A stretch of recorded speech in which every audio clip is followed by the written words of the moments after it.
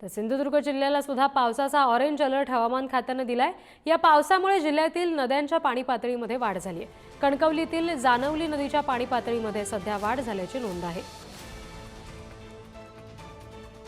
सिंधुदुर्गमधली ही दृश्य आपण बघतोय। पावसाचा ऑरेंज अलर्ट दिला गेलेला आहे आणि नद्यांना सुद्धा आता प्रचंड पूरस्थिती निर्माण होण्यासारखे दृश्य दिसत आहे।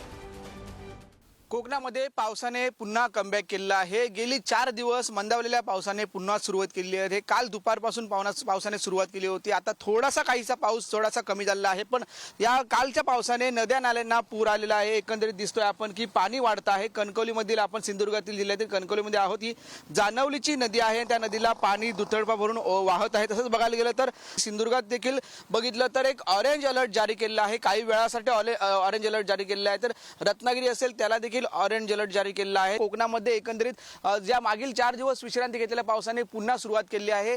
काल दुपारपासून रात्रीपर्यंत पाऊस पडत होता। आता थोडीशी पावसाने पुन्हा एक विश्रांती घेतली दिसत आहे, पण यात जर पाऊस पुन्हा सुरू राहिला असाच तर आपल्याला सतर्कतेचा इशारा दिलेला असल्याचे आपल्याला दिसत आहे। कॅमेरामॅन अमेश सुर्वेसह उमेश बुचडे, पुढारी न्यूज, सिंधुदुर्ग।